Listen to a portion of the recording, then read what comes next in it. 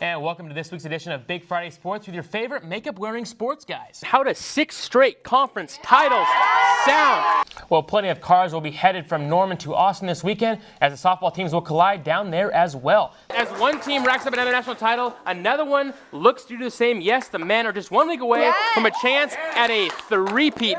Third week in a row, OU's got off to a nice 14-0 lead. The crowd's in it, everybody's loving it.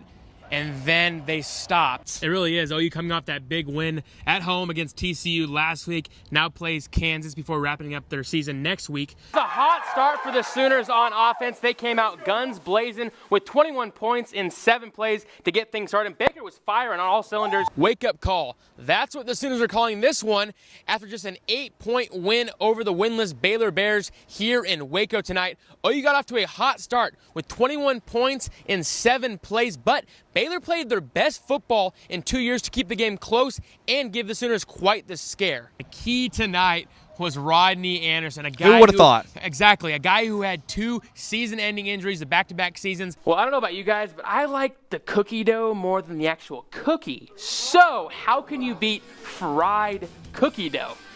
Although this was a mock selection for college students, the college football playoff staff treated it like it was the real thing, giving us the ability to discuss and vote behind closed doors. The OU softball team was also back home this weekend against Baylor, and they racked up another Big 12 series win. Spring is here, and that means football is back, with the spring game quickly approaching. Plus, the Sooners have their hands full replacing Blitnikoff winner Dede Westbrook.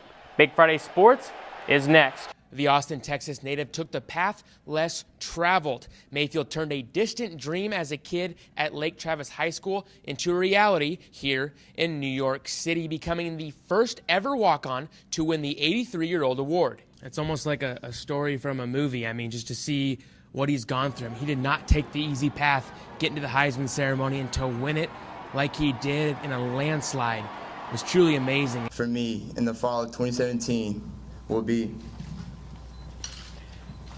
at the University of Oklahoma. February 16th, 2017, a day Sooner fans will remember for a long time.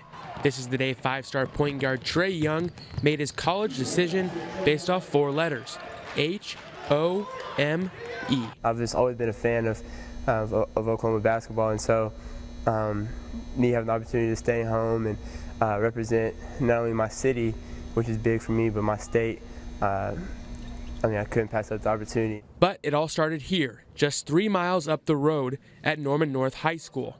Young ended his senior season averaging 43 points a game and shooting nearly 50% from the field. The hometown kid decided to sport the crimson and cream, giving the Sooners their biggest commit since 5-time NBA All-Star Blake Griffin. It's a once-in-a-lifetime opportunity to watch and to coach a kid like that. So it was just great. I think in the end, having that opportunity to be a Sooner and share that experience with his family and friends really was important to him. My dad was my biggest fan growing up, but also my biggest critic. Throughout his 4 years in high school, Young generated quite the national attention, with many people comparing him to NBA star Steph Curry. But Coach Merritt has someone else in mind. When he's passing basketball, I look at him kind of like Brett Favre. Trey sees stuff that other people don't see. And Trey doesn't have a whole lot of, he's not conservative. So when he sees it, he's going to take a shot at it. Brett Favre. What do you think about that? That's definitely a Coach Merritt comparison right there. He even has a fan base on his own team. I mean, even when he was in high school, I used to watch his Ballers Life videos sometimes and stuff like that. So, I mean, don't tell him that.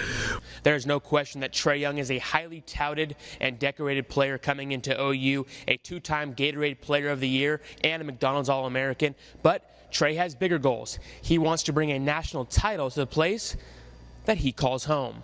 I've gotten a lot of achievements and awards, but I mean, that's not the end-all be-all. I want to get this basketball culture back to the way I used to see it. No matter the hype or expectations, there is one thing that is for sure. Trae Young is just excited to put on the crimson and cream and get back to playing the game that he loves.